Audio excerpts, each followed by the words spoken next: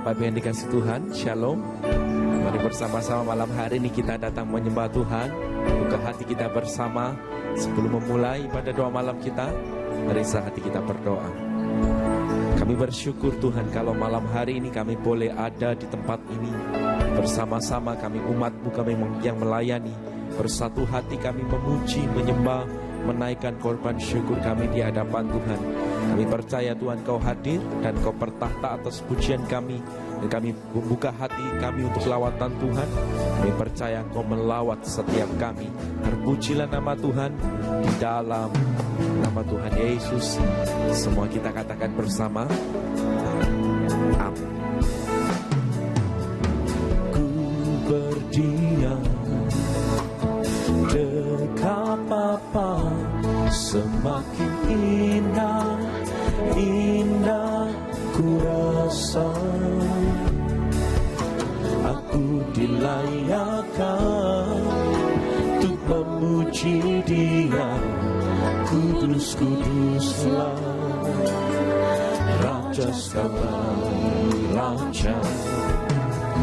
Ku bernyanyi bagi Dia, korban terindah akan ku sembahkan.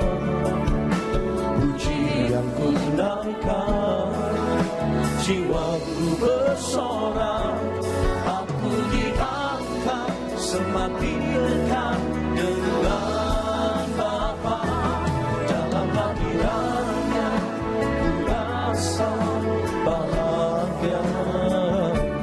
Dalam hadiratnya ada damai dan sejahtera. Dalam hadiratnya ku temukan iman kekuatan. Dalam hadiratnya ku temukan kasih-Nya.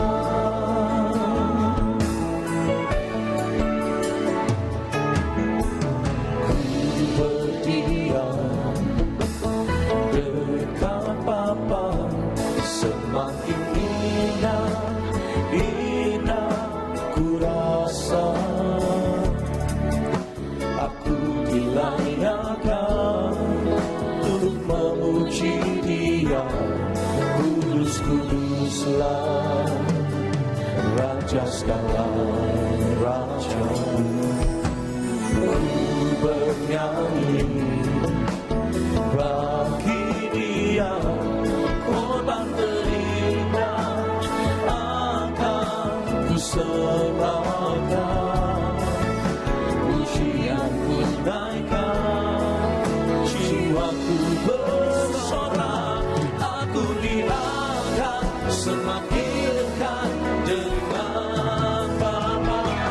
Dalam hadiratnya ku rasa bahagia. Dalam hadiratnya ada damai dan sejahtera.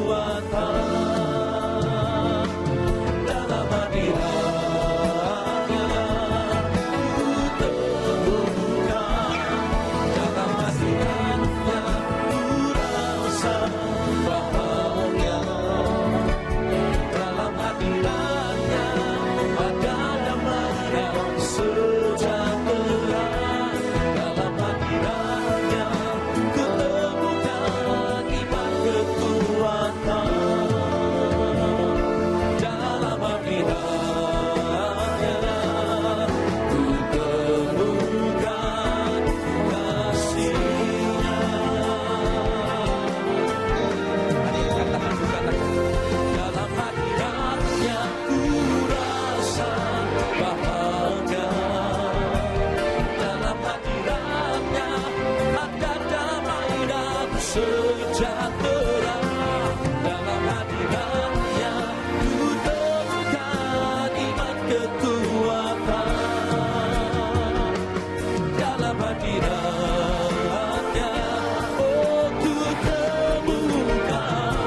Dalam hadiratnya ku rasa bahagia. Dalam hadiratnya ada damai dan sejahtera. Dalam hadiratnya ku temukan iman kekuatan. Dalam hadiratnya ku temukan, oh dalam hadiratnya ku temukan. Dalam hadiratnya ku temukan kasih.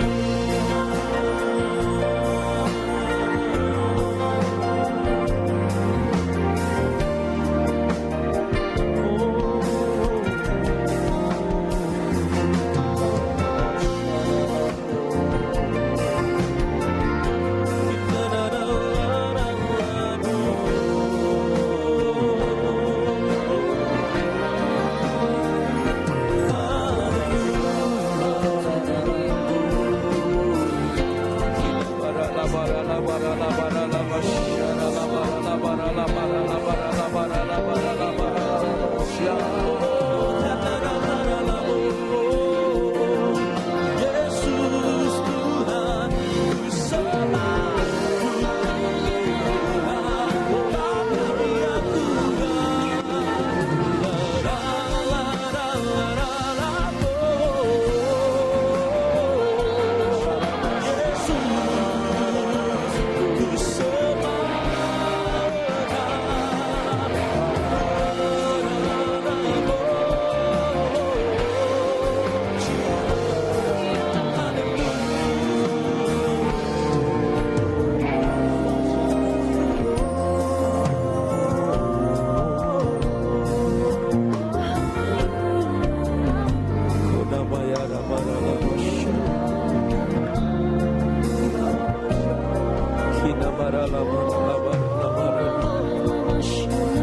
Malam hari ini kami percaya kami ada di tempat yang tepat.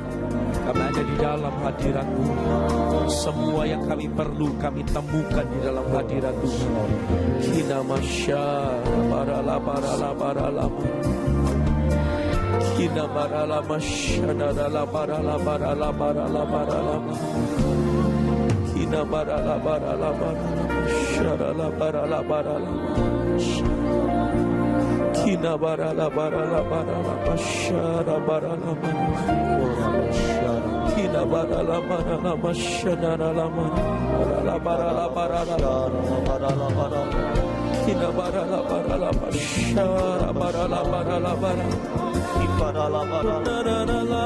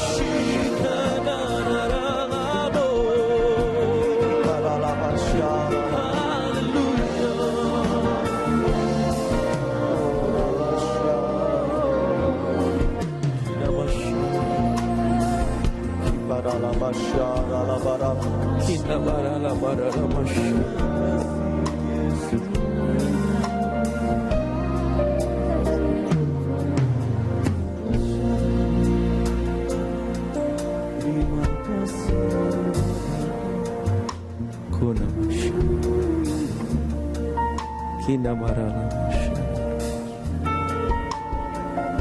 Kina barala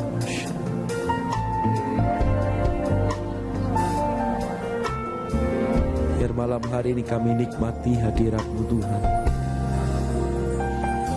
Kami tahu Kau ada di tengah-tengah kami, dan Kau bertahta di atas pujian kami. Terima kasih Tuhan. Terima kasih. Terima kasih. Terima kasih Tuhan.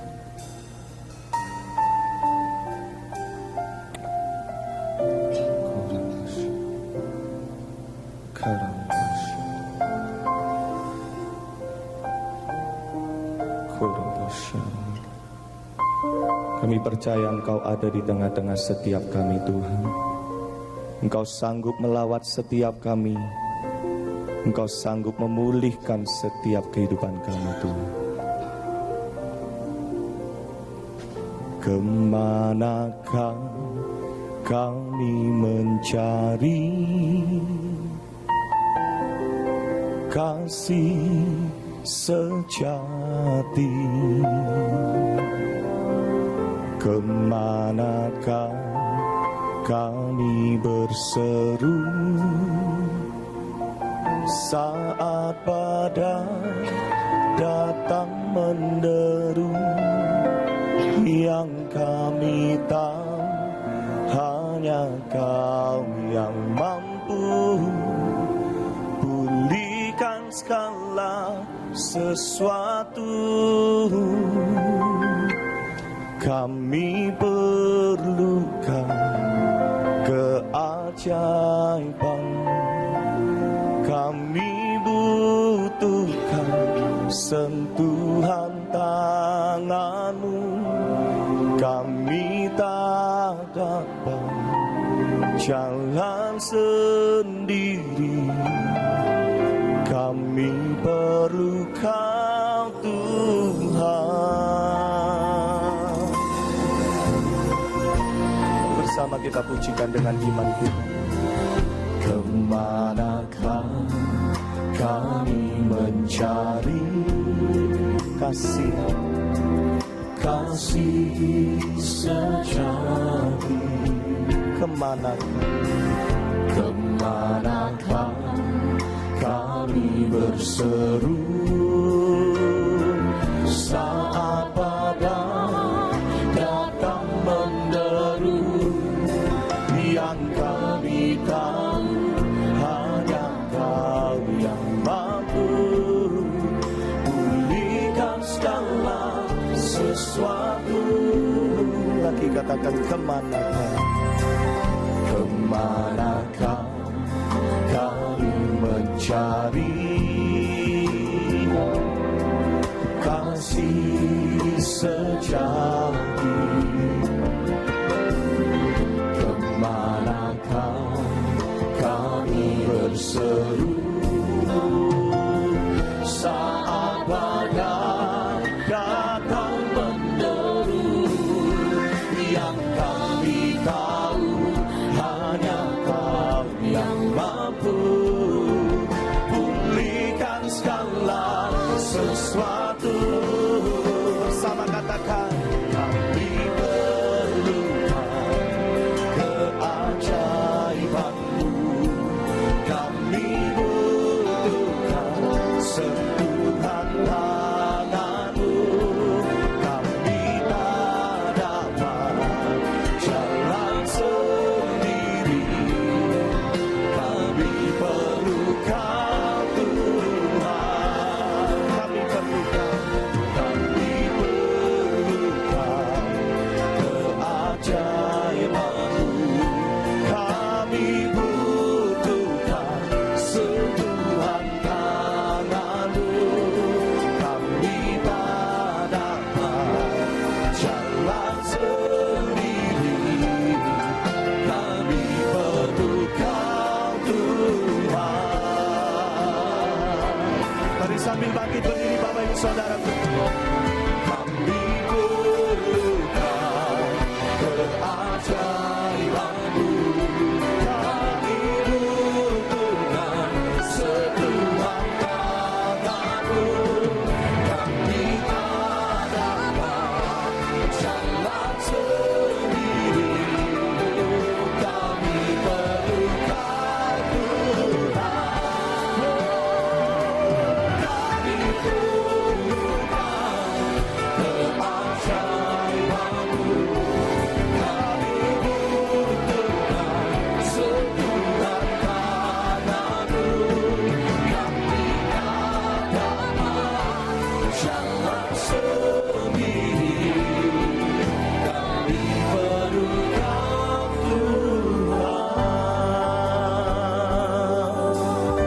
Jemaat sendiri bersama katakan, kami perlukan keajaiban-Mu, kami butuhkan sentuhan tangan. Kami tidak mampu sendiri Tuhan, kami tak dapat jalan sendiri, kami perlukan Tuhan. Sekali lagi Bapak Ibu sendiri katakan, kami perlukan keajaiban-Mu, kami butuhkan sentuhan tangan. Yes Lord, kami tak dapat jalan sendiri, kami perlukan Tuhan, kami perlukan Tuhan, oh, kami perlukan Tuhan.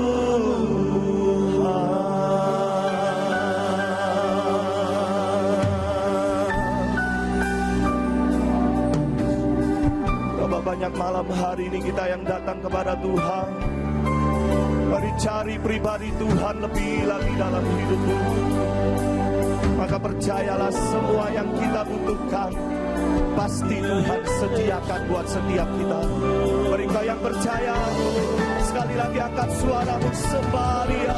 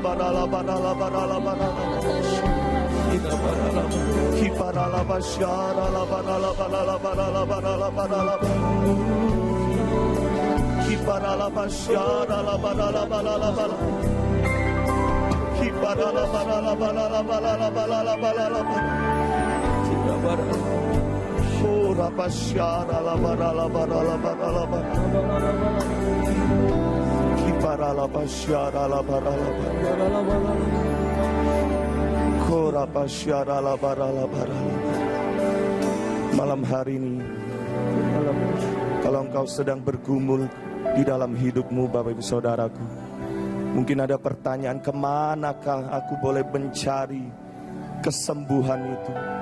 Kemanakah aku boleh mendapatkan satu jalan keluar yang baru?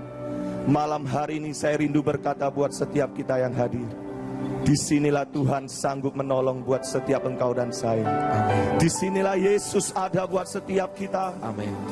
Kita punya Yesus yang ajaib. Kita punya Yesus yang besar kuasanya. Engkau yang percaya malam hari ini, sejenak angkat kedua tangan kita bersama Bapak Ibu Saudaraku, sebagai bukti imanmu kepada Tuhan. Mari datang kepada Yesus.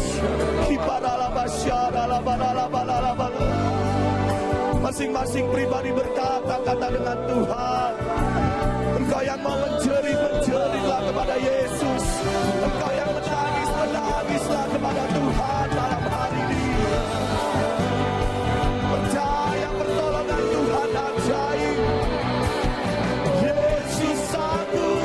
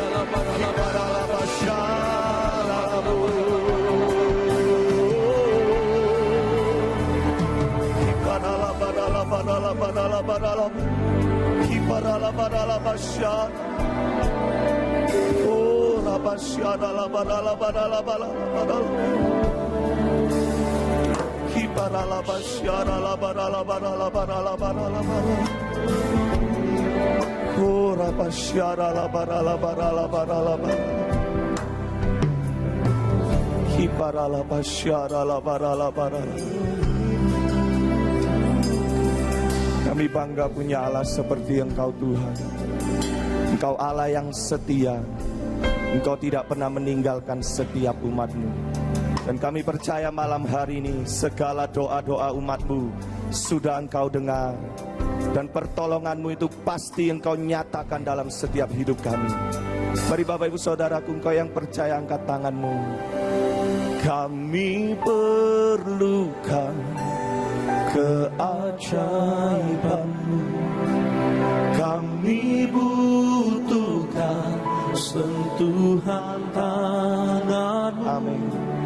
Kami tak dapat jalan sendiri. Kami perlu Kau. Sekali lagi, jemaat sendiri dengan imanmu katakan, kami perlukan keajaiban. Kami butuhkan sentuhan tangan-Mu. Kami tak dapat jalan sendiri. Kami perlu Kau Tuhan. Kami perlu Kau Tuhan. Terjadi sesuai dengan imanmu. Kami perlukan keajaiban-Mu. Kami butuhkan sentuhan tangan-Mu. Kami tak dapat jalan sendiri. Kami perlu Kau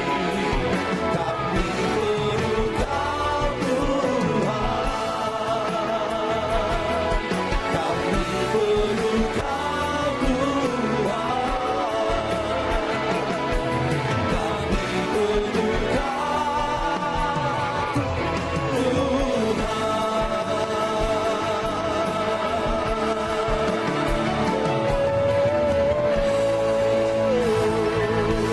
sorak-sorai kemuliaan bagi Tuhan. Sampai selama-lamanya kami mau tetap setia, kami tetap berharap kepadamu Tuhan. Terpujilah nama-Mu kekal sampai selama-lamanya. Di dalam nama Tuhan Yesus, mari bersama kita berkata, amin. Amin. Sorak-sorai bagi Tuhan kita.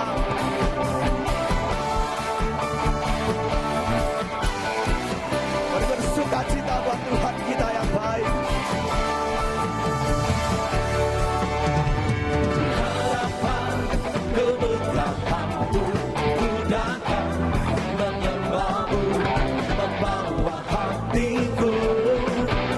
Membawa hidupku, ku teringat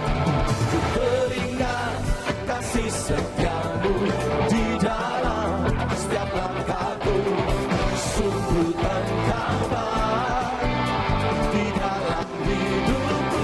Semua engkau baik, teramat baik, engkau baik, teramat baik, engkau baik, engkau baik, teramat baik,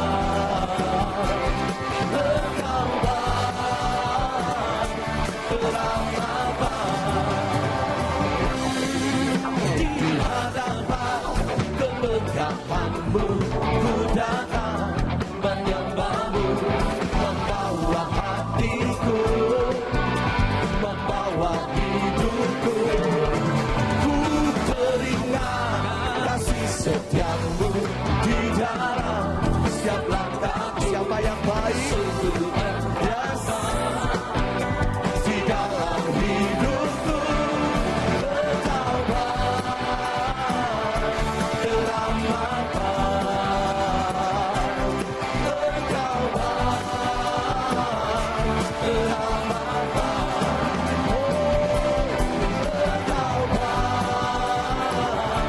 teramat baik, engkau baik, teramat angkat kedua tangan kita bersama. Ku beri ucapan syukurku padamu Yesus Tuhan, engkau baik, teramat baik, engkau baik, engkau baik, teramat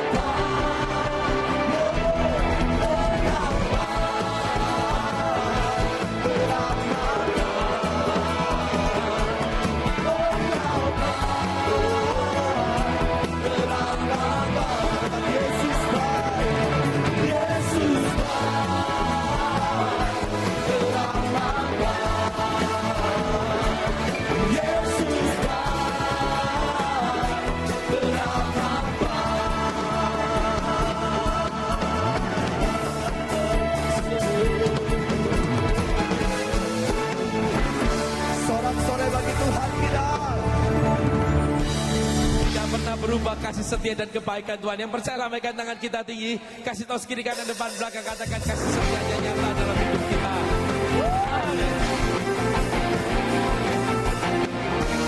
Baru percaya berharap hanya kepada Tuhan. Sama-sama katakan. Kuatlah kekuatan dan Mazmurku, Dia gunung batu dan keselamatanku. Hanya padamu hatiku percaya, Kaulah kebenaran dan kota perlindungan. Dengan satu bersyukur, sebab cintamu padaku takkan pernah berubah. Hatiku percaya, walau bumi bergoncang, gunung-gunung beranjak, namun kasih setiamu tak berhenti dariku.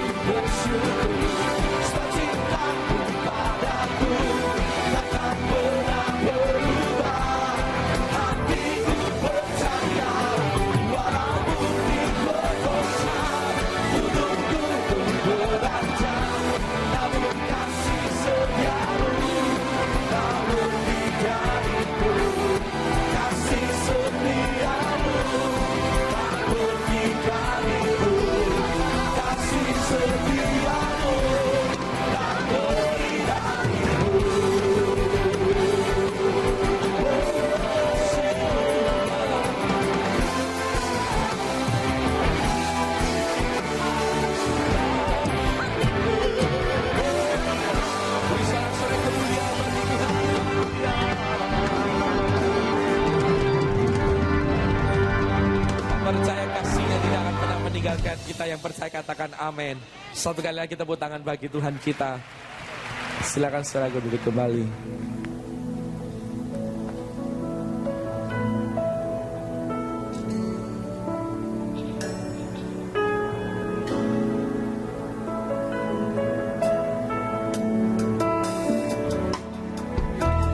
Kau tak pernah mencobai lebih dari kekuatanku, bahkan di padang gurun pun ku alami keajaibanmu. Kau tak pernah mencobai lebih dari kekuatanku, bahkan di padang gurun pun ku alami keajaibanmu. Aku percaya bahwa Allahku selalu turut bekerja bagiku untuk mendatangkan kebaikan bagiku. Yang mengasihimu Tuhan, aku percaya bahwa Allahku selalu turut bekerja bagiku untuk mendatangkan kebaikan bagiku. Yang mengasihimu Tuhan, aku percaya.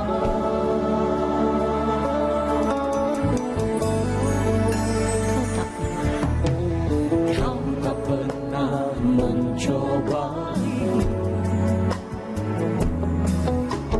lebih dari kekuatanku, bahkan di padang gurun pun ku alami keajaibanmu. Kau tak pernah mencobai, kau tak pernah mencobai lebih dari kekuatanku, bahkan di padang gurun pun ku alami Semua yang percaya katakan, aku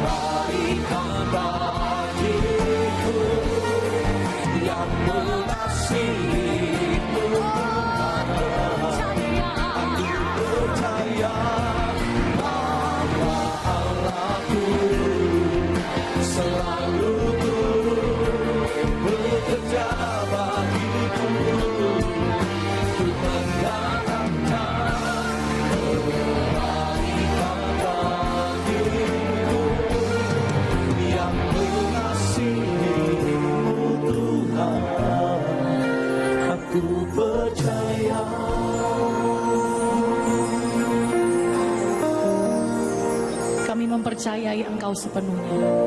Rancangan-Mu di dalam kehidupan kami, setiap kami di tempat ini. Kami tahu rancangan Tuhan baik adanya. Dan hati kami terbuka bagi Tuhan malam hari ini. Kami membuang semua pikiran yang negatif, kami membuang semua kekhawatiran kami, kami membuang semua keraguan kami, dan kami hanya mempercayakan hidup kami sepenuhnya di tangan Tuhan. Sebab kami tahu pencipta kami tahu yang terbaik bagi setiap kami, dan waktu kami percaya Tuhan memberikan kebaikannya dalam setiap kami. Engkau yang percaya, angkat kedua tanganmu Bapak Ibu saudaraku, nyanyi dengan iman percaya, katakan, aku percaya bahwa Allahku selalu turut bekerja. Pasti kami percaya Tuhan untuk mendatangkan kebaikan bagiku. Yang mengasihi. Katakan lagi, aku percaya Tuhan.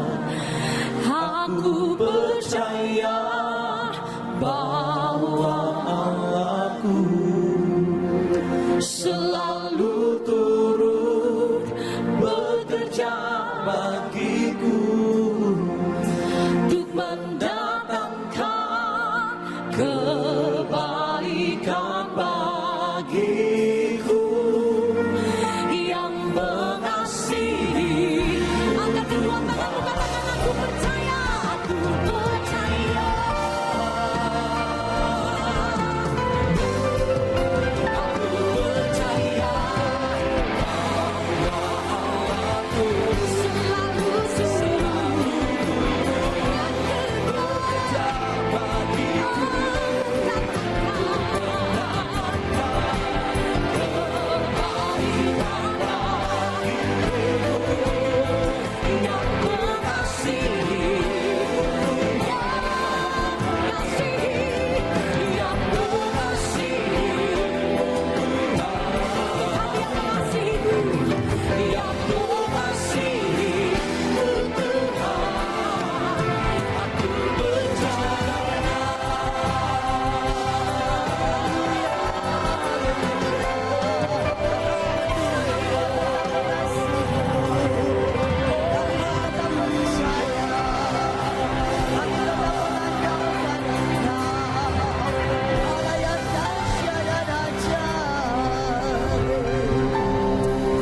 kasih Bapa di dalam surga untuk kesempatan malam ini kami boleh berhimpun bersama-sama.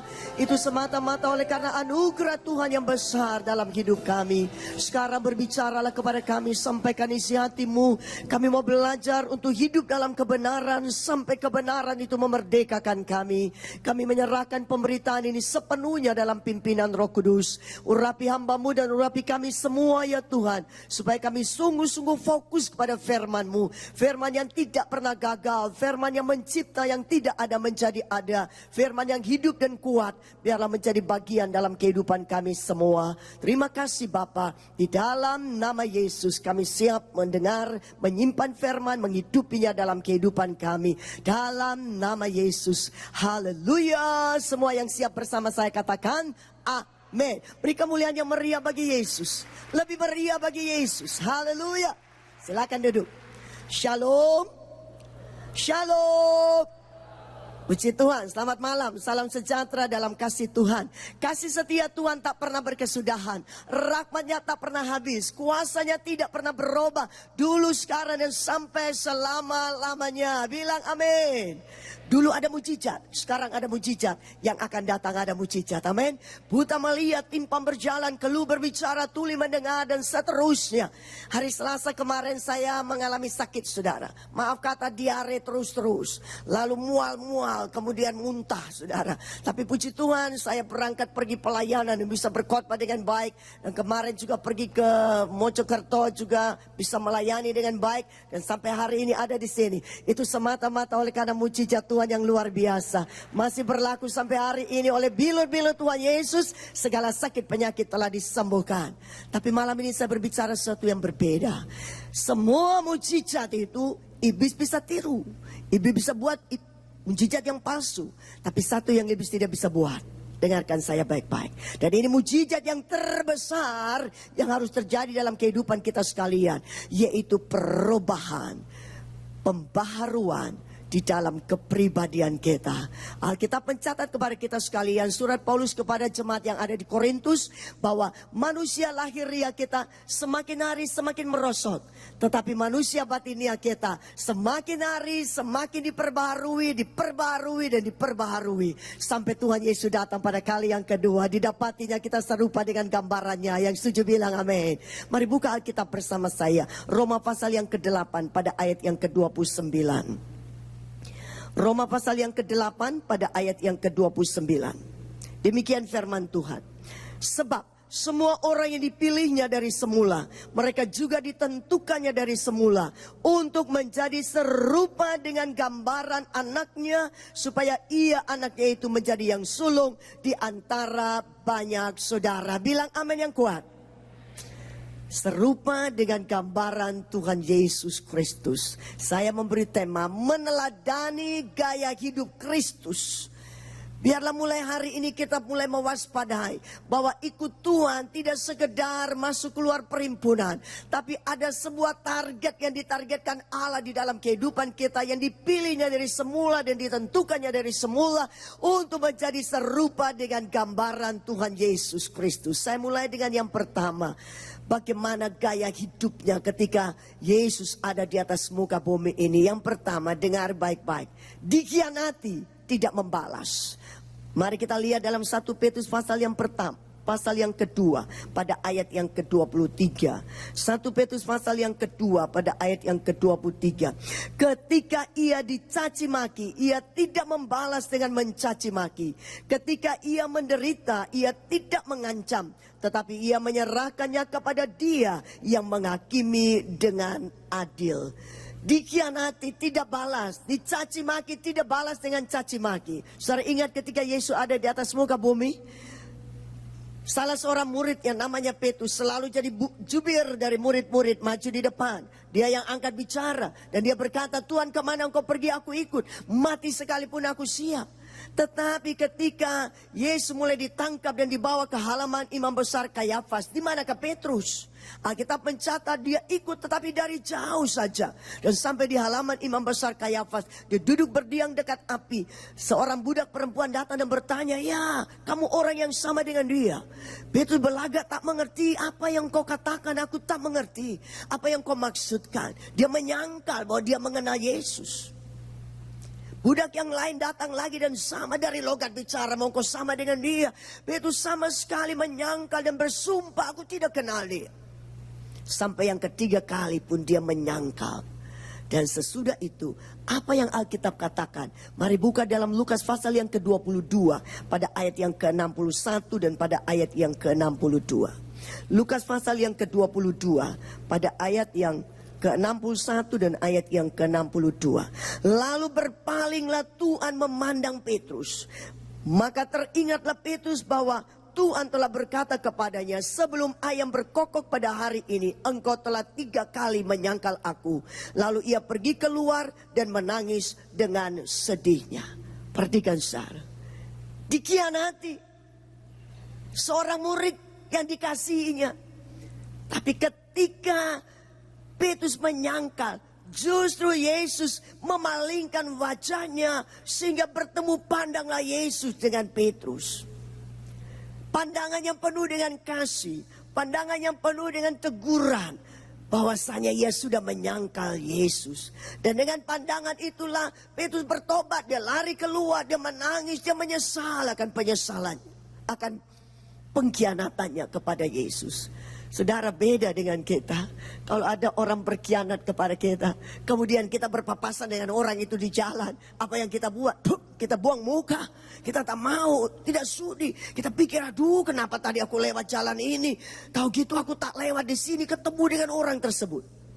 Tapi beda dengan Yesus. Justru mata Yesus bertemu pandang dengan mata Petrus. Dan itulah pandangan yang penuh dengan kasih, yang mengembalikan Petrus kepada jalan yang benar. Saudara, ketika dia disambut, dia didera, dia dimahkotai duri, dia dipakukan pada kayu palang yang kasar pada tangan dan kakinya.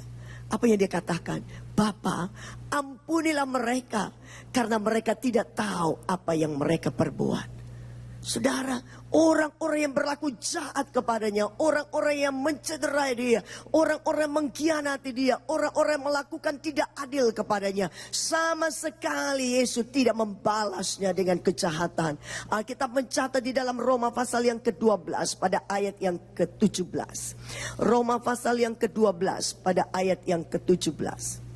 Janganlah membalas kejahatan dengan kejahatan, lakukanlah apa yang baik bagi semua orang.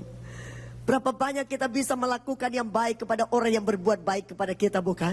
Kita mencatat apakah jasa kita? Kalau kita melakukan yang baik kepada orang yang berbuat baik kepada kita, kalau kita menolong orang yang menolong kepada kita, saudara, orang berdosa bisa melakukannya, orang dunia bisa melakukannya. Apakah jasa kita? Justru ketika orang melakukan yang jahat kepada kita dan kita membalasnya dengan kebaikan, kita sedang meneladani apa yang Yesus sudah berikan teladan kepada kita sekalian. Dikhianati, tidak membalas. Itu yang pertama. Sekarang yang kedua. Saudara, berkelimpahan tetapi tanpa rasa tamak. Saudara ingat ketika Yesus berpuasa 40 hari 40 malam. Iblis membawa dia ke puncak gunung yang tinggi. Diperlihatkanlah seluruh kerajaan dunia dengan segala kemegahannya. Dan iblis berkata, sembahlah aku dan aku berikan semua kepadamu. Saudara, apa kata Yesus? Hanya engkau iblis. Karena orang hanya menyembah kepada Allah dan berbuat bakti kepadanya. Sama sekali Yesus tidak terkecoh dengan tawaran iblis. Bukankah Alkitab mencatat kepada kita sekalian ketika Yesus ada di atas muka bumi. Dia berkata, berjaga-jaga dan waspadalah terhadap segala ketamakan. Orang boleh berlimpah-limpah hartanya, hidupnya tidaklah bergantung kepada kekayaan. Bapak Ibu Saudara, Yesus meneruskan dengan perumpamaan. Ada seorang kaya yang berlimpah-limpah hartanya, hasil ladangnya, gandumnya banyak, tidak ada tempat lagi untuk menyimpannya. Dan dia berkata di dalam hatinya, apa yang aku harus buat? Dia membangun lumbung yang lebih besar, dia memasukkan hasil tanahnya, barang-barangnya. Dan dia berkata kepada jiwanya, hai jiwaku, tersedia banyak barang untuk bertahun-tahun. Makanlah, minumlah, bersenang-senanglah dan istirahatlah. Tapi perumpamaan itu dilanjutkan. Firman Tuhan datang, hai engkau orang yang bodoh. Kalau malam ini jiwamu diambil daripadamu, untuk siapakah semuanya itu? Alkitab mencatat di dalam Lukas pasal yang ke-12 pada ayat yang ke-21. Lukas pasal yang ke-12 pada ayat yang ke-21. Demikianlah jadinya dengan orang yang mengumpulkan harta bagi dirinya sendiri, jikalau ia tidak kaya di hadapan Allah. Alkitab mencatat bahwa Yesus jadi miskin supaya kita diperkaya oleh karena kemiskinannya, bukan? Kita semua harus diberkati dengan kekayaan. Betul saudara. Tapi biarlah kita tidak terkecoh dengan kekayaan yang dikumpulkannya bagi diri kita sendiri. Kita harus menjadi kaya di hadapan Allah. Apakah yang Alkitab maksudkan dengan kaya di hadapan Allah? Di dalam 2 Korintus pasal yang ke-9 pada ayat yang ke-10 dikatakan, ia yang menyediakan benih bagi penabur dan roti untuk dimakan. Ia juga yang akan menyediakan benih bagi kamu dan melipat gandakannya dan menumbuhkan buah-buah kebenaranmu. Saudara, rumusnya, resepnya yang Alkitab ajarkan kepada kita sekalian, hal berkelimpahan, hal kekayaan, yaitu cukup bagi diri kita sendiri. Segala kelimpahan harus kita pakai untuk berbagai kebajikan supaya orang lain diberkati dan nama Tuhan dipermuliakan. Yang setuju bilang amin. Dengan alasan ini juga kami di Pasir Rian, di sebuah desa yang kecil, kami membangun sekolah. Namanya Sekolah Kristen Pelangi Kasih. Mulai dari playgroup sampai TK, sampai kepada SD, dan sekarang ada SLB atau sekolah luar biasa. Saudara, itu terdiri dari anak-anak yang menengah ke bawah. Mereka yang tidak punya uang untuk bisa transport pergi ke Lumajang untuk sekolah di sekolah Kristen. Sehingga kami harus membangun sekolah Kristen untuk mendidik mereka. Bahkan di SLB yang sekarang kami bangun ini saudara, kira-kira ada 80 murid, itu 90% adalah non-Kristen. Tapi mereka tidak bisa membayar semestinya saudara. Sehingga kami harus subsidi kepada mereka. Kira-kira seluruhnya ada 180 murid. Kami subsidi satu murid 200 ribu tiap-tiap bulan. Saudara bisa bayangkan harus mengadakan uang lebih daripada 30 juta tiap-tiap bulan untuk operasionalnya sekolah itu. Tapi saya bersaksi bagi kemuliaan Tuhan. Tidak minta uang saudara. Saya menyaksikan bagi kemuliaan Tuhan. Sampai hari ini sekolah itu beroperasi dengan baik saudara. Karena ada orang-orang percaya yang adalah bendahara-bendahara Allah yang tahu bahwa tidak harus mengumpulkan bagi dirinya sendiri, tapi harus kaya di hadapan Allah. Sehingga mereka menyisihkan keuangan mereka. Sehingga tiap-tiap bulan operasional sekolah itu berjalan dengan baik. Dan sampai hari ini kami tak berhutang 1 rupiah pun. Oleh karena Allah luar biasa memberkati sekolah tersebut. Bapak Ibu saudara yang dikasih oleh Tuhan. Barangkali engkau tergolong orang kaya yang ada di sini. Satu pertanyaan kau harus bawa pulang ke rumahmu. Apakah aku kaya di hadapan Allah? Seperti yang Alkitab katakan. Tidak hanya mengumpulkan bagi diri sendiri, tapi berbagi, dan berbagi. Supaya di dalamnya orang lain menikmati berkat itu. Dan nama Tuhan Yesus dipermuliakan. Bapak Ibu saudara yang dikasih oleh Tuhan. Orang yang sedikit menabur akan menuai sedikit. Orang yang menabur banyak akan menuai banyak. Alkitab mencatat kepada kita sekalian seperti itu. Berkelimpahan tanpa rasa tamak. Itu yang kedua. Sekarang yang ketiga. Hidup kudus di tengah dunia yang rusak. Saudara, Alkitab mencatat dalam surat Petrus dikatakan, kuduslah kamu karena aku kudus adanya. Tanpa kekudusan orang tidak memandang Tuhan. Sebab itu kejarlah kekudusan kata Alkitab. Kata kudus berasal dari kata bagios yang artinya dipisahkan dari keduniawian. Walau kita tinggal di dunia, tapi kita perlu dipisahkan dari keduniawian. Dan kita hanya dikhususkan bagi Allah saja. Bukan berarti semua pergi sekolah teologi ada jadi pendeta. Bukan semua pergi jadi penginjil sepenuh waktu. Semua jadi full timer gereja. Tidak saudara. Tapi ketika kita mengambil keputusan untuk percaya kepada Yesus, maka sesungguhnya hidup kita ini tidak lagi harus mengasihi dunia. Alkitab mengatakan bahwa orang yang mengasihi dunia, kasih akan Bapa tidak ada di dalamnya. Orang yang mengasihi dunia, kasih akan Bapa tidak ada di dalamnya. Yang ada dalam dunia itu keinginan daging, keinginan mata, keangkuhan hidup bukan berasal dari Bapa, itu berasal dari dunia. Dunia sedang lenyap dengan segala keinginan yang ada di dalamnya. Tapi orang yang hidup melakukan kehendak Allah akan dapat hidup kekal selama-lamanya. Beri kemuliaan yang meriah bagi Tuhan. Hidup kudus saudara. Sekarang ini saudara, ada satu musim pancaroba yang luar biasa saudara.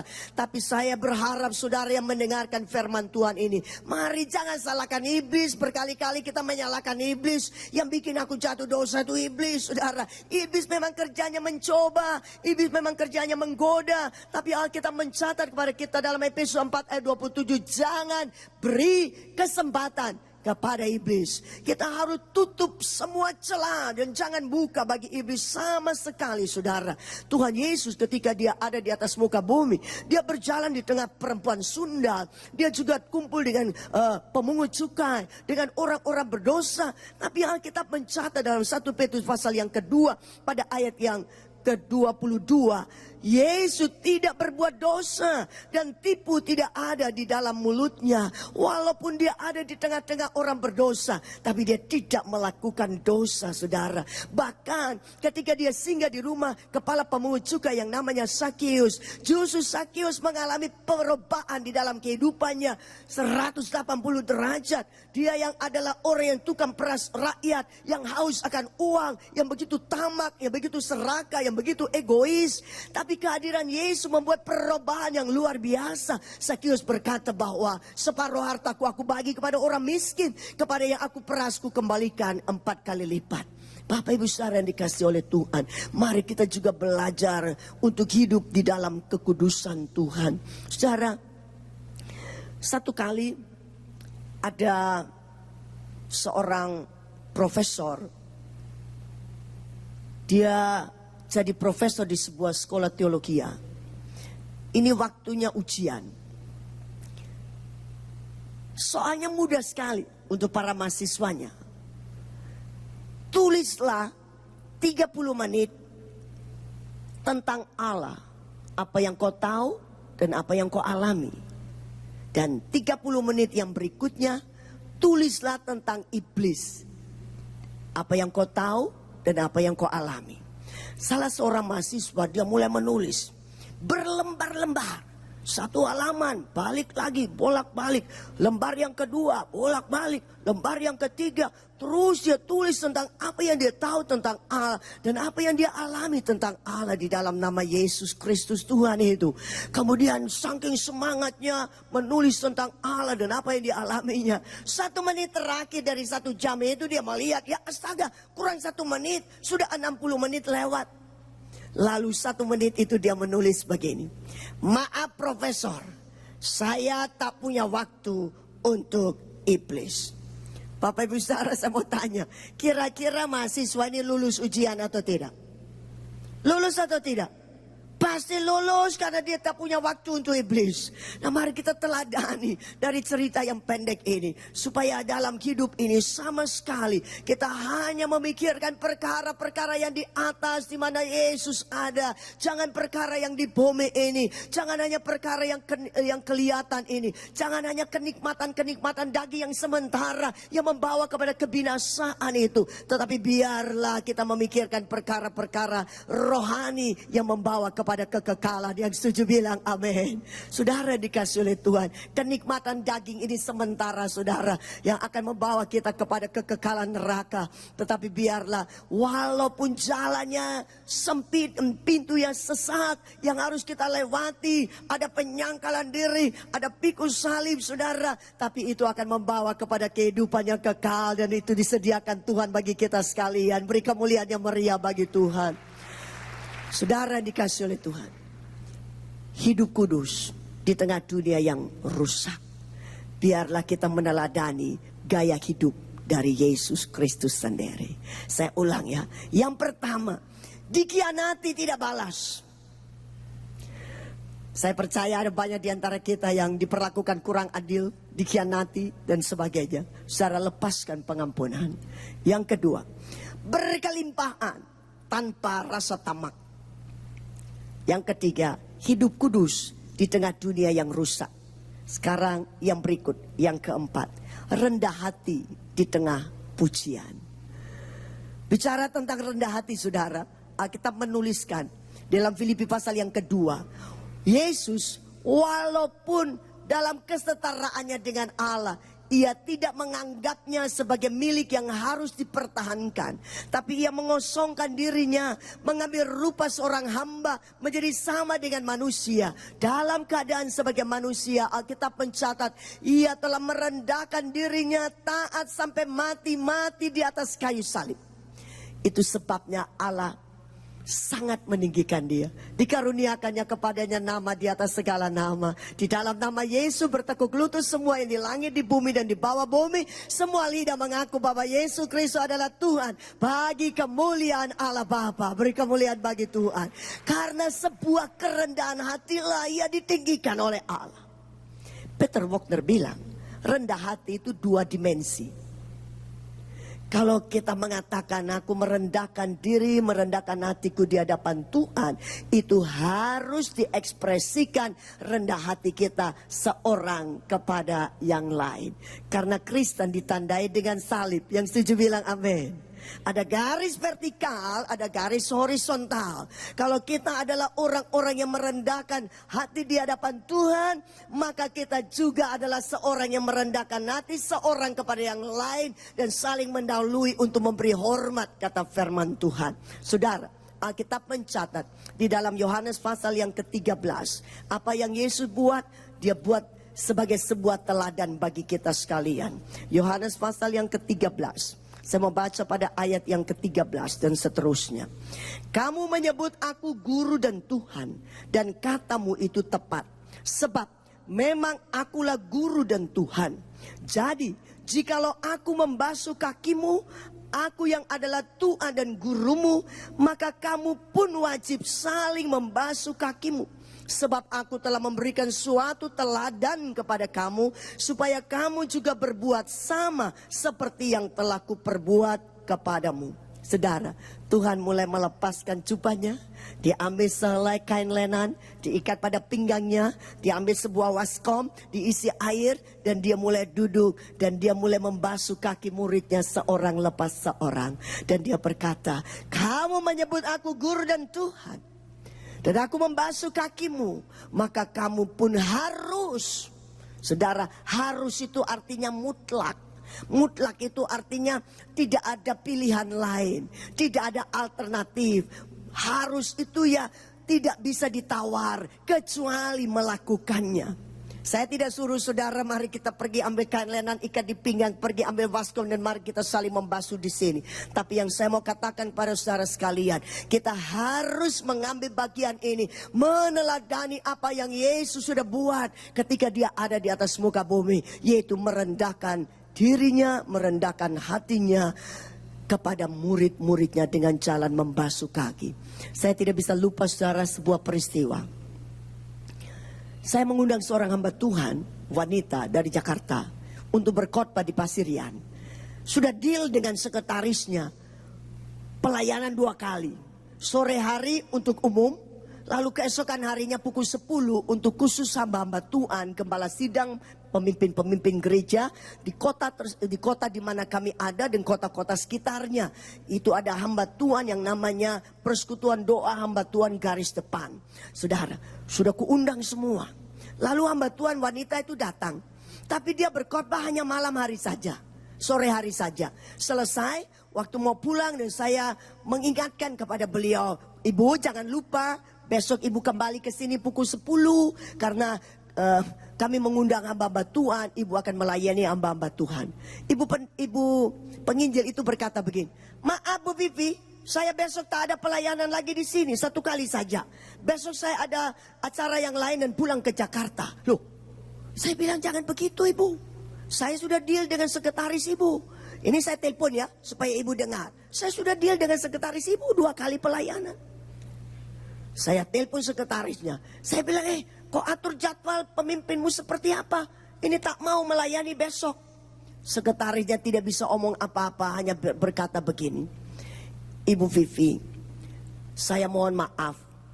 Bagaimana kalau saya menulis surat resmi permohonan maaf kepada ibu atas kesalahan ini? Saya bilang saya tidak perlu surat.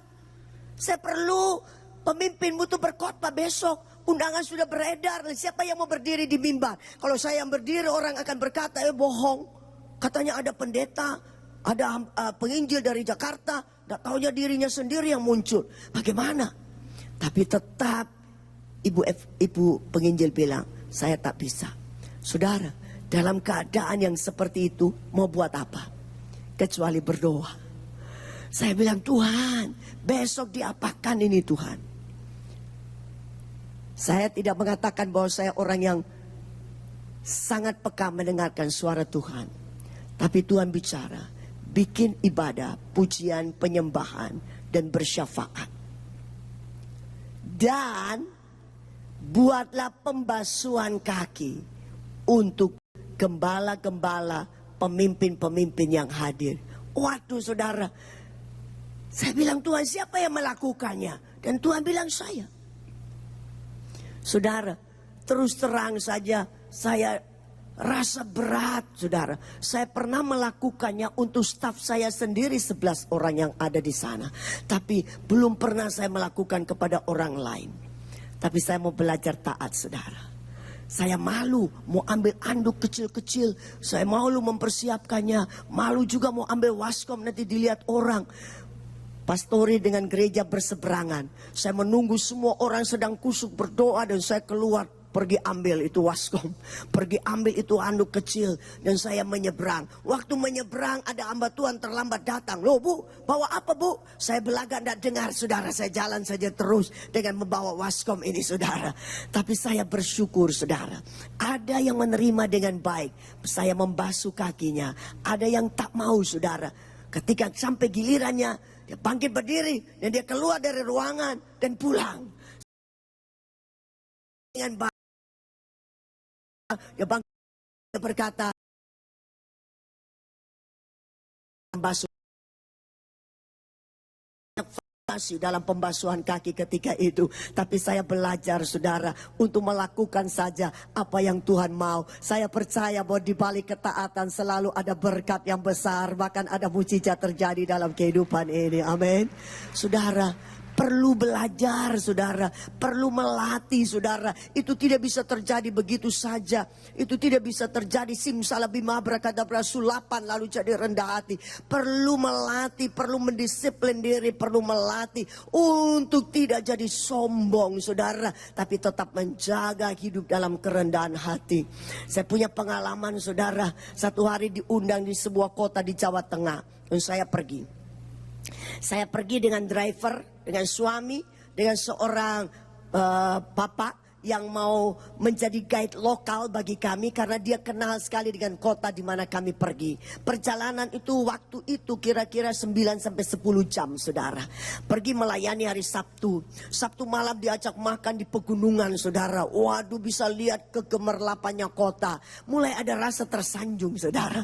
Hari Minggu pelayanan diajak makan meja panjang 20 orang penatua.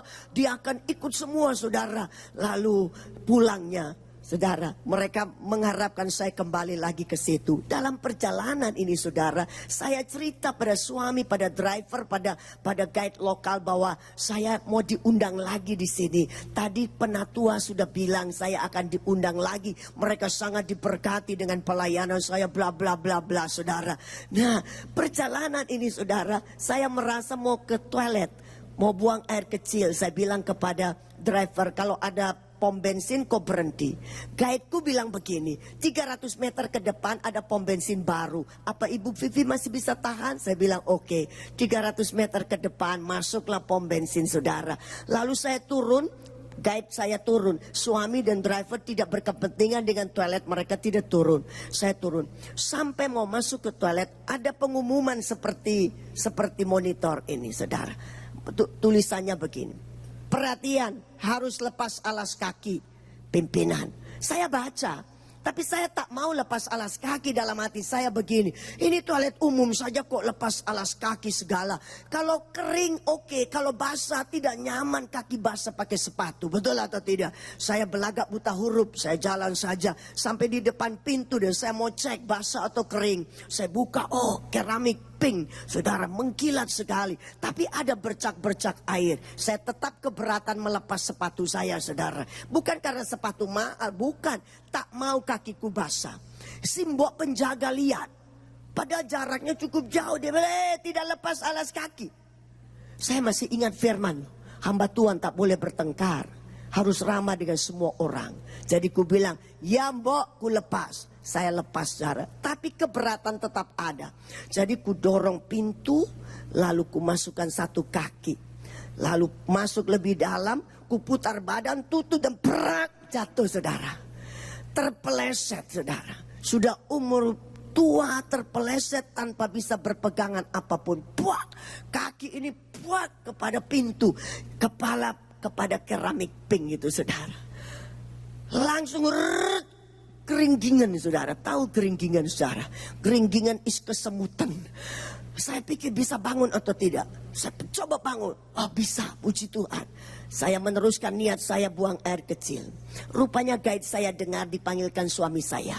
Suami saya datang dan bertanya, Mam, kau jatuh? Saya jawab satu kata saja, ya. Saya keluar, saya pergi kepada simbok itu. Dia yang bikin aku jatuh. Saya pergi, saya bilang begini, kau suruh aku lepas sepatu itu yang buat aku jatuh. Kau tahu? Dia tidak ngerti apa-apa saudara. Tapi saya merasa lega kalau saya sudah omong. Lalu saya naik mobil. Di mobil suamiku tanya lagi, melangkahnya kayak apa kau sampai jatuh? Dalam hati saya, sudah jatuh masih tanya melangkahnya kayak apa? Masa bisa ingat melangkah kayak apa? Saya jawab begini pada suami saya, seharusnya bersyukur saja istri masih bisa bangun. Jawabanku membuat suamiku membisu 1000 bahasa. 9 sampai 10 jam tak ada orang bicara lagi saudara.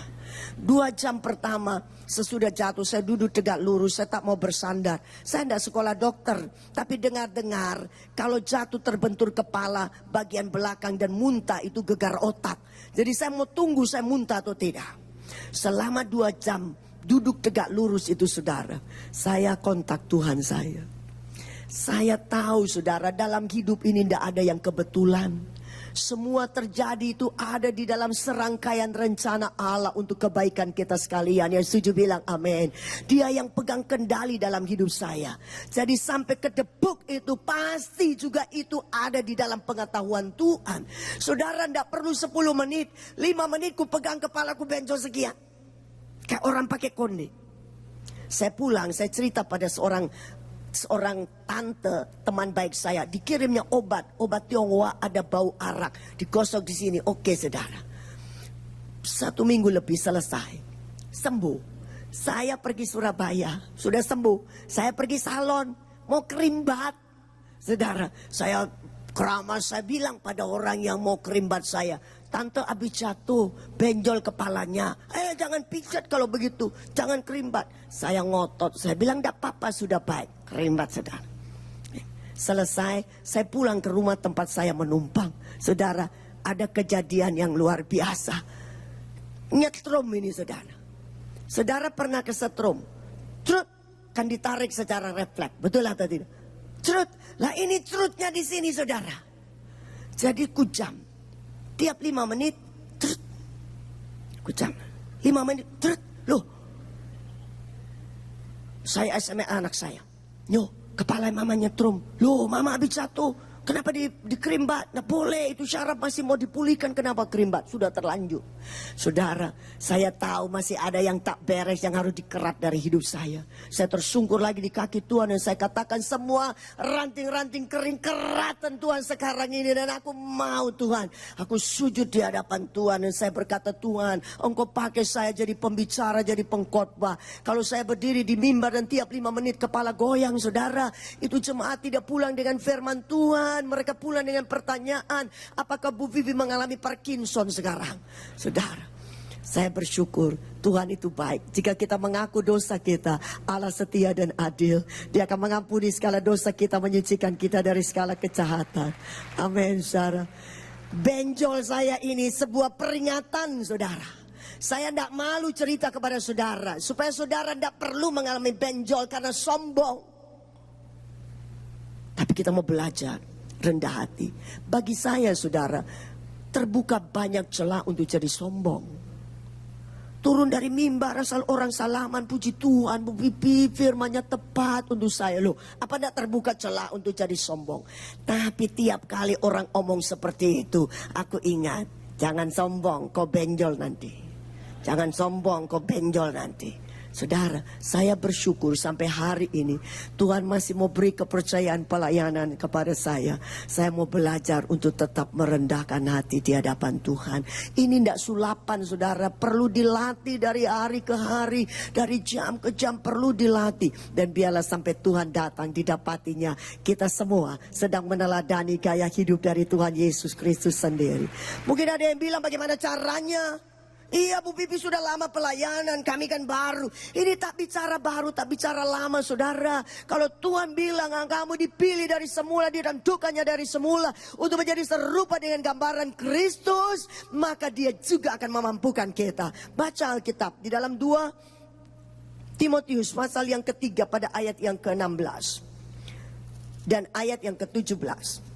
2 Timotius pasal yang ketiga ayat 16 dan 17. Segala tulisan diilhamkan Allah memang bermanfaat untuk mengajar, untuk menyatakan kesalahan dan untuk memperbaiki kelakuan dan untuk mendidik orang dalam kebenaran. Saudara lihat, firman Allah ini saudara untuk mengajar kita, untuk menyatakan kesalahan kita, untuk memperbaiki kelakuan kita. Kelakuan yang sombong itu juga saudara, itu juga untuk diperbaiki lewat firman Tuhan dan untuk mendidik kita dalam kebenaran. Ayat 17. Dengan demikian tiap-tiap manusia, saudara kita semua manusia kan di sini ya, tiap-tiap manusia kepunyaan Allah. Semua tanya berapa manusia kepunyaan Allah yang ada di sini? Coba. Kalau belum semua angkat tangan, khotbahnya tidak selesai. Coba semua lambe-lambe begini. Manusia kepunyaan Allah. Bilang amin. Bilang amin. Saudara lihat. Dengan demikian tiap-tiap manusia kepunyaan Allah diperlengkapi untuk setiap perbuatan baik. Bilang amin yang keras.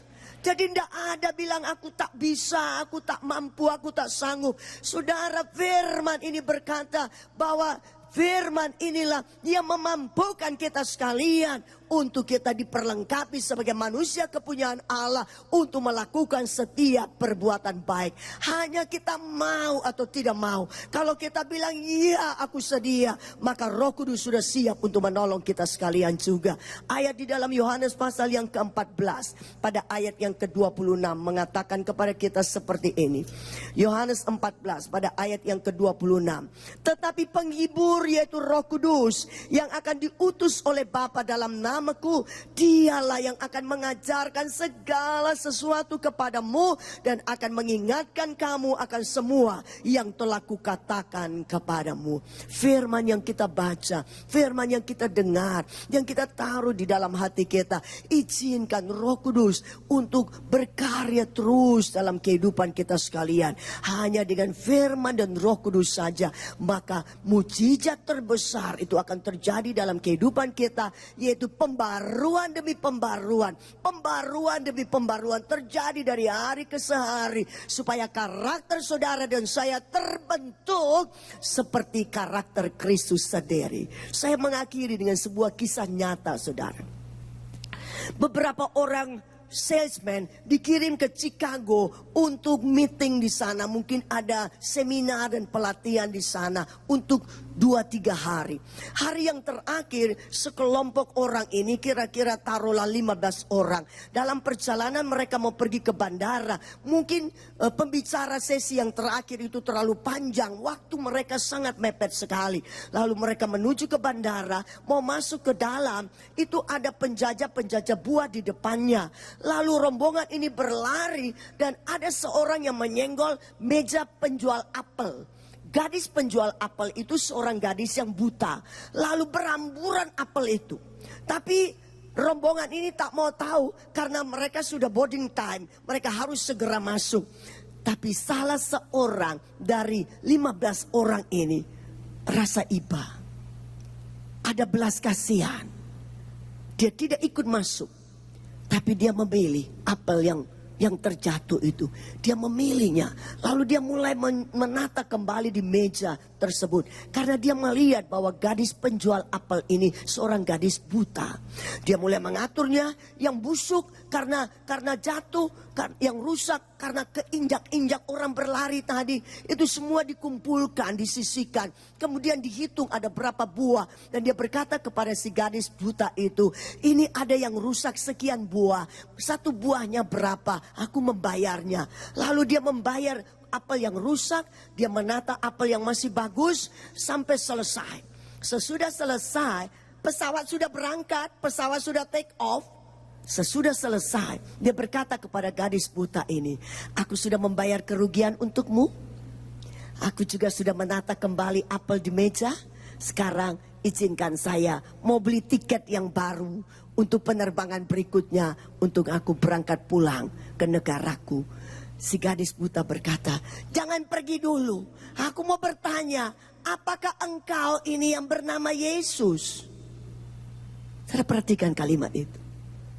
Gadis buta ini bertanya kepada salesman ini yang menolong dia. Apakah engkau yang namanya Yesus? Barangkali gadis buta ini pernah mendengar cerita. Ada satu pribadi yang penuh kasih. Ada satu pribadi yang penuh belas kasihan. Ada satu pribadi yang suka menolong. Ada satu pribadi yang selalu peduli dengan kesulitan orang dan seterusnya. Dan ketika dia mendapatkan kebaikan, dia mendapatkan belas kasihan, dia mendapatkan pertolongan daripada salah seorang tersebut. Dan dia bertanya, apakah engkau yang bernama Yesus? Bapak Ibu saudara yang saya kasih dalam Tuhan, biarlah kisah pendek ini membekali kita sekalian. Seharusnya di mana kita berada, kapan saja, di mana saja, kepada siapa saja, orang harus bisa merasakan radiasi dari kasih dan kuasa Kristus dari dalam kehidupan kita. Karena kita sedang meneladani gaya hidup Yesus di dalam kehidupan kita. Tapi maaf kata sekarang, saudara. Sekarang mau ngaku hamba Tuhan itu pikir 10 kali, saudara. Karena begitu banyak jadi tudingan, begitu banyak jadi cibiran, begitu banyak orang justru ngerasani, saudara, katanya pengikut Yesus, katanya melayani, katanya masuk keluar gereja dan seterusnya. Tetapi kita jadi sandungan, kita jadi sontohan, kita tidak jadi berkat. Dari ucap kita, dari perbuatan kita, saudara, sama sekali tidak mencerminkan Yesus Kristus. Maaf saudara, mungkin perkataan ini keras. Tapi saya mau jujur, ini sudah akhir zaman. Kita sudah tidak boleh berlambatan saudara.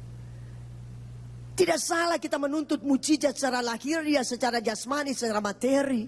Tapi mari kita juga memerlukan mujizat terbesar boleh terjadi dalam kehidupan kita oleh pekerjaan firman dan Roh Kudus yang mengubah kita dari hari ke hari untuk menjadi seperti Yesus, menuju kepada kesempurnaan sebagai mempelai perempuan yang dipersiapkan tak bercacat dan tak bercela, menantikan Yesus mempelai laki-laki surga itu yang akan datang menyebut kita sekalian. Yang setuju bilang amin. Beri kemuliaan bagi Tuhan. Saudara, biarlah kita pulang dengan firman Tuhan ini, dengan sebuah komitmen. Mulai saat ini, jangan tunda besok. Barangkali besok kita tak punya hari lagi. Sekarang aku ambil sebuah komitmen. Aku mau hidup meneladani gaya hidupnya Kristus. Dikhianati tidak balas, berkelimpahan tanpa rasa tamak, hidup kudus di tengah dunia yang rusak, rendah hati di tengah pujian. Amin. Mari kita menghampiri Tuhan. Kita menyanyikan sebuah pujian, bagaikan bencana siap dibentuk. Saya tidak mengatakan saya lebih baik dari saudara, lebih kudus dari saudara, tapi saya mau belajar. Dan saya mengajak saudara, mari kita sama-sama murid yang mau belajar dari guru agung kita Yesus. Haleluya. Bagaikan bencana Siap dibentuk. siap dibentuk, Amin. demikian hidupku di tanganmu. Dengan urapan kuasa Roh-Mu, Ku dibaharui selalu. Jadikan ku Allah. Jadikan ku Allah dalam rumah-Mu. Bimbinglah hidupku di tangan-Mu. Bentuklah seluruh kehendak-Mu. Pakailah Mari kita bangkit berdiri bersama-sama. Katakan sekali lagi, bagaikan bencana siap dibentuk. bagaikan Bencana siap dibentuk.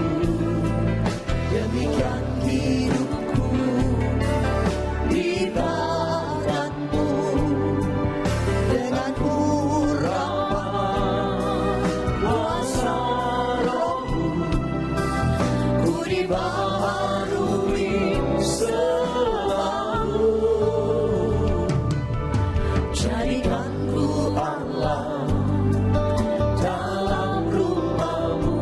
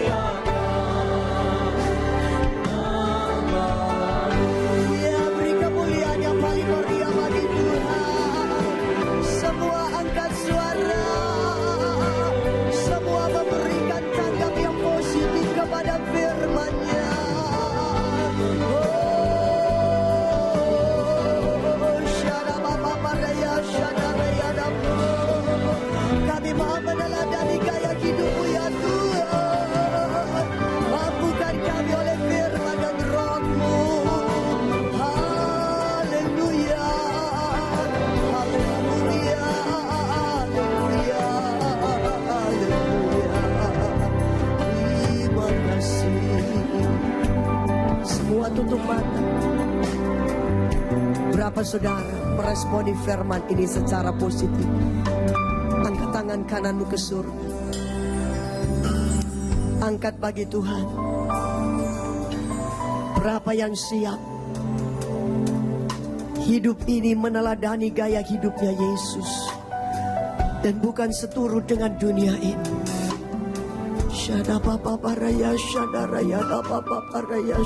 Bapak, Engkau melihat tangan-tangan diangkat di hadapan hadirat-Mu. Ampuni kami kalau sekian lama kami ikut Engkau dan kami kurang mempedulikan tentang kepribadian kami, tentang karakter kami, tentang watak kami. Oh, kami hidup semau kami sendiri hanya dengan tuntutan-tuntutan berkat secara lahiriah, secara jasmani, secara materi. Kami hanya rindukan mujizat-mujizat secara lahiriah dan secara jasmani saja. Sekarang kami angkat tangan kanan kami. Kami mau ya Tuhan seperti Engkau. Kami mau meneladani gaya hidup-Mu ya Tuhan. Mari Tuhan, firman-Mu ini Engkau meteraikan di dalam hidup kami. Kalau sekian lama ya Tuhan kami ada tuntutan-tuntutan untuk balas dendam ya Tuhan. Sekarang kami buang itu di dalam nama Yesus Kristus. Segala roh keserakahan, ketamakan juga kami tolak dari diri kami ya Tuhan. Kami mau hidup dalam kekudusan-Mu saja. Kami tidak mau buka celah bagi iblis di dalam nama Yesus Kristus. Dan Roh Kudus mampukan kami untuk kami hidup dengan kerendahan hati. Karena kami percaya Tuhan ada ganjaran yang Engkau berikan kepada kami, orang-orang yang hidup dalam kerendahan hati ya Tuhan. Terima kasih Bapa dalam surga. Meteraikan firman ini dalam hidup kami ya Tuhan. Sampai kami melakukannya, sampai kami mempraktekannya. Dan kami percaya bahwa Roh Kudus siap untuk memampukan kami sekalian. Terima kasih Bapa di dalam surga. Terima kasih. Kami percaya ketika kami boleh mengalami perubahan demi perubahan, kami mengalami pembaruan demi pembaruan, maka sungguh kami hanya menyenangkan hati Tuhan saja. Ketika hati Tuhan senang, kami percaya tingkap-tingkap langit dibukakan bagi kami, sehingga apa yang kami perlukan juga Engkau sediakan bagi kami semua. Terima kasih Tuhan. Yang sakit akan jadi sembuh, yang lemah jadi kuat, yang putus asa dapat pengharapan, yang dalam keperluan, dalam kekurangan akan diberkati oleh Tuhan, yang mengalami jalan buntu mendapat jalan keluar. Terima kasih Bapa, di dalam nama Yesus kami mengucap syukur dan berdoa. Haleluya. Yang diberkati bersama katakan amin. Beri kemuliaan yang meriah bagi Tuhan. Silakan duduk. Tuhan Yesus memberkati. Tiba waktunya buat setiap kita untuk memberikan persembahan yang terbaik buat Tuhan. Mari sekali lagi bersama kita tundukkan kepala, bersatu hati kita berdoa. Terima kasih Bapa, kami sungguh bersyukur buat firman-Mu malam hari ini Tuhan. Biarlah kami boleh menjadi pelaku-pelaku firman-Mu dan meteraikan firman-Mu di dalam setiap kehidupan kami. Kami mau semakin hari semakin serupa dengan Engkau Tuhan. Terima kasih Bapa, Engkau memberkati hamba-Mu yang sudah menyampaikan firman-Mu. Engkau berkati pelayanannya, Engkau juga berkati kesehatannya dalam nama Tuhan Yesus. Terima kasih Bapa. Dan inilah waktunya buat setiap umat-Mu untuk menabur. Kami mau terus setia, kami berikan persembahan kami ini yang terbaik. Dengan penuh sukacita kami memberi dalam nama Tuhan Yesus. Mari bersama kita berkata, amin. Sambil kita memberikan persembahan, kita akan menyaksikan tayangan pengumuman. Tuhan Yesus memberkati. Shalom jemaat yang dikasihi Tuhan. Berikut kami informasikan agenda kegiatan Gereja Betani Indonesia minggu ini. Jemaat terkasih, untuk lebih menyiapkan diri mengikuti kebaktian serta mempersiapkan hati menerima firman Tuhan, dianjurkan untuk hadir sebelum ibadah dimulai. Begitu juga untuk tidak meninggalkan ruang ibadah sebelum doa berkat diberikan. Dengan demikian, ibadah tetap berlangsung hikmat hingga selesai. Hadirilah doa pagi dan KKR doa setiap Sabtu di Geraha Betani Nginden. Doa pengurapan dimulai jam 3 hingga 4 pagi, KKR doa dimulai jam 4 pagi sampai selesai. Mari bergabung dalam ibadah Family Altar. Dengan kesatuan hati di FA, Anda pun dapat bertumbuh bersama dan memenangkan jiwa. Info Family Altar yang terdekat dengan rumah Anda, silakan menghubungi Departemen Family Altar di 031 593 6880. Bagi jemaat Betani Indonesia yang membutuhkan pelayanan kunjungan, kematian, orang sakit, atau kunjungan doa, dapat menghubungi koordinator dan diaken setempat, serta mengisi formulir yang disediakan. Atau telepon di 593-6880 setiap hari jam 8 pagi hingga 10 malam. Betani Christian School mengadakan open house untuk jenjang preschool hingga elementary pada tanggal 23 November dan 30 November 2014. Dapatkan special price dari jenjang preschool hingga elementary. Info lengkap hubungi Miss Christine atau Mr. Wahyu di 593-6877. Punya bakat di bidang keyboard, gitar, bass, atau drum? Departemen Musik dan Pujian Betani Nginden membuka kesempatan bagi jemaat yang ingin melayani di bidang musik dengan syarat wanita atau pria, usia 19-35 tahun, dan sudah lahir baru. Info lebih lanjut, silakan menghubungi kantor Musik dan Pujian di 593-6880 hari dan jam kerja. Ikuti kebaktian kebangunan rohani bersama Pastor Kong Hee dari Singapura. 4 Desember dalam doa malam Betani Nginden, 5 Desember dalam ibadah Natal Betani Sukomanunggal, 6 Desember dalam ibadah Youth dan Dewasa Muda Betani Nginden, dan 7 Desember dalam 4 kali ibadah umum Betani Nginden. Demikian jemaat terkasih pengumuman untuk minggu ini. Tuhan Yesus memberkati. Mari saudara kita bangkit berdiri bersama, kita akan akhiri ibadah kita malam hari ini. Inilah yang ku punya, hati sebagai hamba yang mau taat dan setia padamu Bapa. Kemana ku bawa hati yang menyembah dalam roh dan kebenaran sama-sama.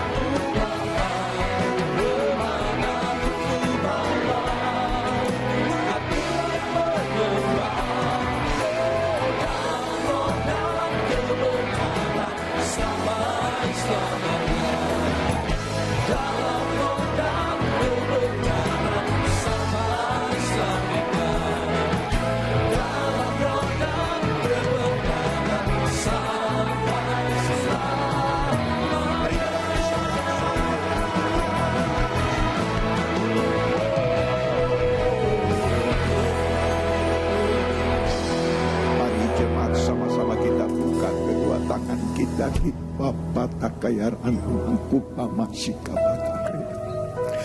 Jemaat yang dikasihi Tuhan, terimalah anugerah rahmat daripada Bapa, kasihnya dalam Yesus, kekuatan kuasanya dalam rohnya yang kudus, untuk terus menaungi, membimbing, menyertai dan memberkati kita semua sepanjang malam ini hingga Maranatha Yesus datang, bahkan sampai selama-lamanya. Dalam nama Yesus, semua yang percaya sama-sama berkata amin. Selamat malam, Tuhan Yesus sertai dan berkati saudara semua.